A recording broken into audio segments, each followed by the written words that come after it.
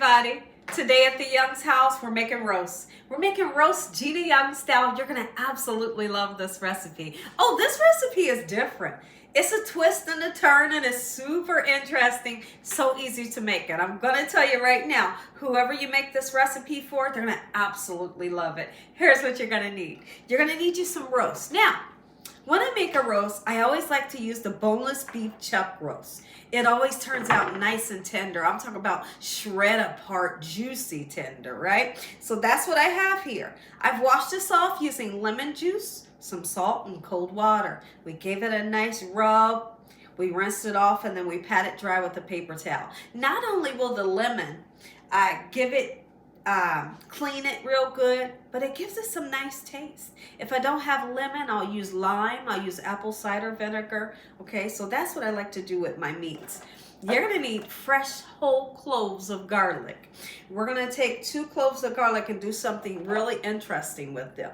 You're going to need some butter. The butter is really just for the potatoes because our side dish is going to be potatoes. Potatoes are not going to be in our roast, right? Oh yeah, that's how I like to do it. There's some times that I will put potatoes in a roast. That's another recipe, and I think what I can do is just add that video to the end of this video so you can see how to make that one too. This is a completely different recipe.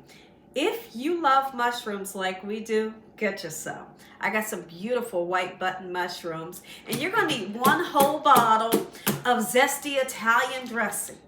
A whole bottle. This is, I think it's a 15 fluid ounce, and it is. I have some beef broth. But really, whatever kind of broth you have around the house, you can use that, okay? You're going to need some bell peppers. I like to use the 2 different colors because it's going to make the dish nice and beautiful and give it a great taste, right? I got an onion. We have some spices to make it come together and taste good. We have chicken bouillon powder, black pepper, some paprika, onion and garlic powder, and some parsley flakes. Make sure your hands are clean. Let's make a different pot roast Gina Young style. I hope y'all are having a great day today, and if you're not, hopefully I can brighten up your day with this here recipe. How many of you love roast? Do you love it like we do here at the Young's house? If so, stay tuned. You're going to love this recipe. So the first thing we're going to do, let's go ahead and get started seasoning up our boneless beef chuck roast. Okay, I'm going to make it have some flavor. I'm not going to be afraid to season it. If you're afraid to season it, it'll be flavorless. See that right there? On purpose. I put a nice amount of garlic powder. Then we'll flip it over and season the other side. Let's put us some onion powder. Oh yeah, just like that. Even though we're using onions and fresh garlic in this recipe, you still always use the powdered onion and garlic powder, okay? We're going to put us some paprika on here, and it's not smoked, it's just regular paprika, okay? We're going to put some parsley flakes, just dried parsley flakes, just because it makes everything gorgeous, right? Let's put us some black pepper. And then I have chicken bouillon powder. The chicken bouillon powder, you could use a beef bouillon powder if you can find it. This will be used as our salt today. Okay, so now we're going to flip this thing over, do the same thing on the other side. Go ahead and season this other. This is big. This is a nice one. Oh my goodness. Here's the thing. When it comes to a roast, we all know it takes forever in a day. And you definitely got to cook it long enough so that thing can get tender, right? But the wait is well worth it, and I'm not kidding you. That was black pepper, of course. You already know the seasonings that we're using. Let's go ahead and get them on. And here's what I like to do. Excuse me. We're not going to sear this off today. When I make the roast that has the potatoes, the carrots, and the celery and onions around it, that's when I'll sear that one off. Right? We're not going to do that with this one. This is a completely different recipe. Let's go ahead and continue to season it. Now, here's what I like to do. Because this meat is cold, we're going to let this meat kind of hang out on the counter for at least 20 minutes with these spices on. It gives a chance for the spices to kind of seep down into this beautiful meat that we have here. And I also feel like you should always let the meat kind of let the chill come off. I'm not asking for it to come up to room temperature, but let some of that chill come off. And when the chill comes off, it cooks up better. It cooks up nice and juicy. If you think you're going to cook a meat and it's super duper cold, it's going to be dry. I know it's interesting. I've tried trial and error, and I've noticed when I let the meat sit out for a while, it tastes so much better. Look at this. This is what I call well seasoned. Let's let it hang out on the counter for a while. We're gonna do something super interesting with our garlic cloves. We have 2 fresh pieces of garlic, not the kind that comes in a jar that's packed in the water or the oil. Fresh, fresh, fresh is always going to be best. You know that. So I'm going to take the side of my knife, just kind of whack it like that just to get the skin off. And really, the skin should pull off super easy. Okay, there it is. Once you have the skin off, guess what we're going to do? We're going to turn around, if I can get the skin off.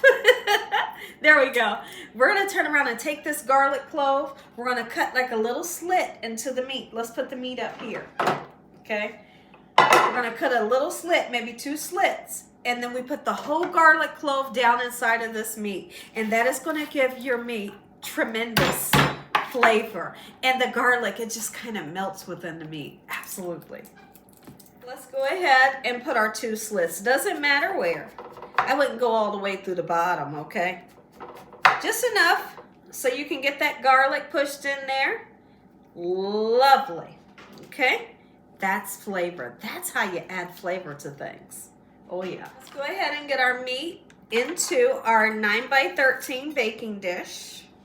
Okay? Just like so. I'm going to grab some of those spices. I don't want to waste them. And put them right on there. Okay, so now when I come back, we need to get started cutting up some vegetables. They're going to go right in this pan.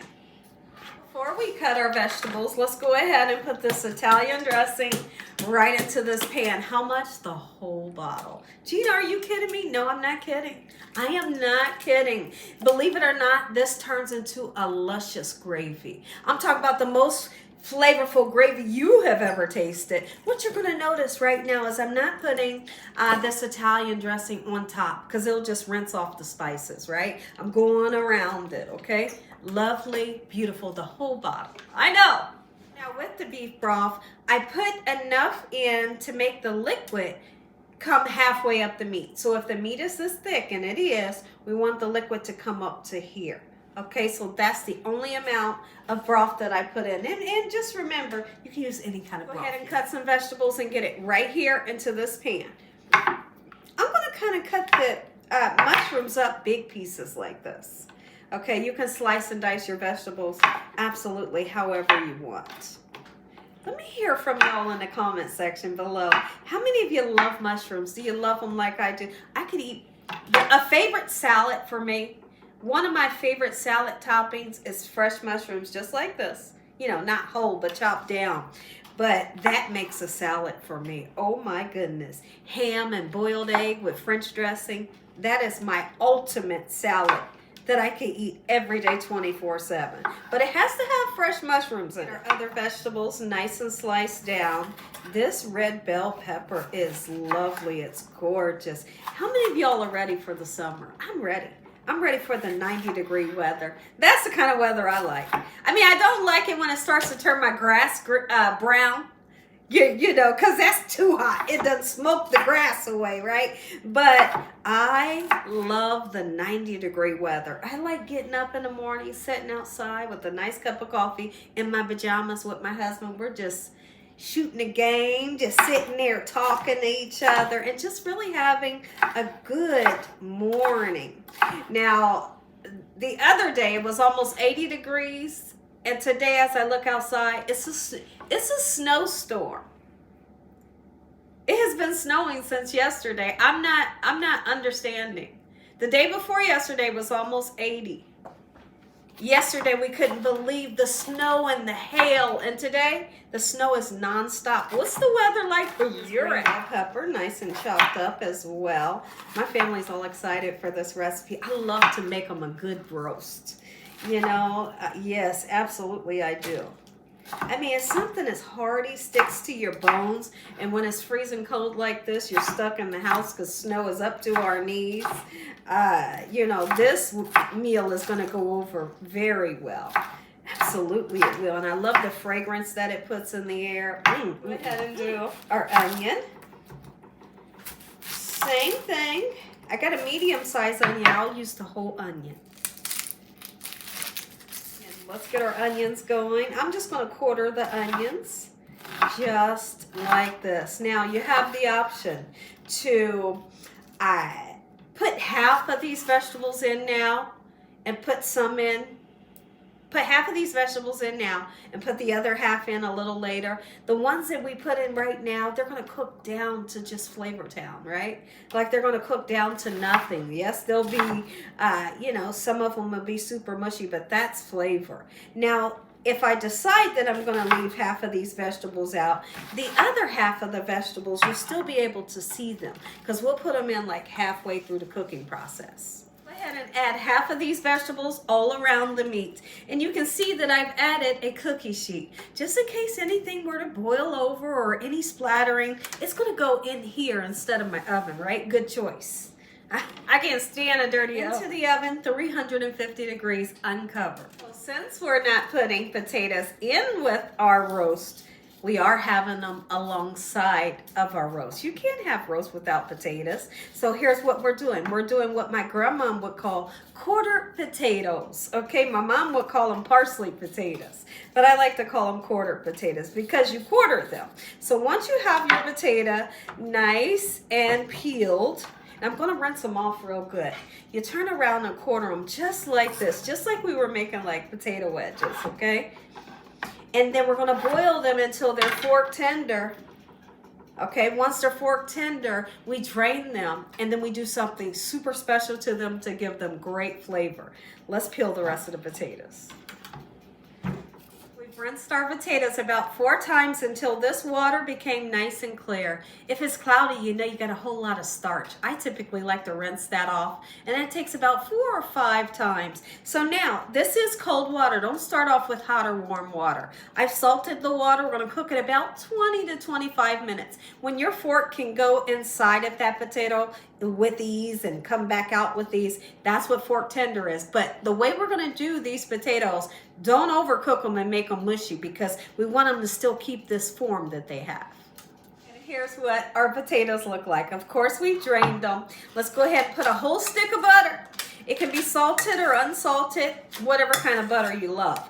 You're going to set this butter all over top of the potatoes. It just kind of melts down into the potatoes. And then we season them with salt, pepper, garlic, and onion powder. You're going to put some dried parsley flakes on top to make them look gorgeous. And then you don't even need to stir them. Because if you stir them, you know you're going to break them up. These are called quarter potatoes, so we want to keep them in the form that they're in, okay? So once I get this butter in, we'll come back and season them, cover them with foil. And this side dish is done. Best potatoes you've ever tasted. Let's go ahead and season them. We're going in with the salt. If you can't use salt, it's okay, right?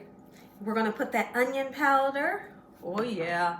We're going to put the parsley flakes. Look how gorgeous it makes it. And then we're going to put our garlic powder. All right. And then we're going to put some black pepper.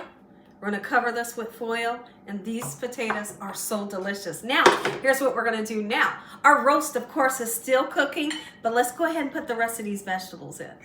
Okay, great. I know. You couldn't imagine what it smells like. You're invited? Sure, you're invited. Everybody's invited for this roast. Oh my goodness. And when it's done, I just shred it apart on my cutting board and then I put it back in this lovely gravy that's getting formed. Oh yeah. I told you all this loveliness would turn into a gravy. It did and did. I cooked it for 2.5 hours. But wait, we're not done. Because I'm getting ready to put this thing onto the cutting board and you're going to watch how it just shreds apart. So good. I just want to see if it's tender. Baby, look, no effort. Like no effort. I could have used a butter knife for this. Maybe even a spoon. Are you kidding me? And that's why my family loves this roast. That was a huge roast. Like I said, don't worry about how long it takes to cook. Just get it nice and tender. Yes. Now what do? You put it back into that lovely gravy. You're invited. You are invited. Because I know you're going to like this video. Give me a thumbs up. If you ain't subscribed, what you waiting on? I know. Tell your family and friends. Tell the world what Gina's doing every single day in this kitchen. And Father, on today, we thank you for this meal, your hedge of protection and your mighty love and your strength Amen. Stay tuned because we're going to taste Now, it. I'm not going to plate this up, but we are going to taste it because I got family coming over. I don't have time to make a plate. Let's taste. Oh my goodness, I'm about to drag it through the gravy. Yes.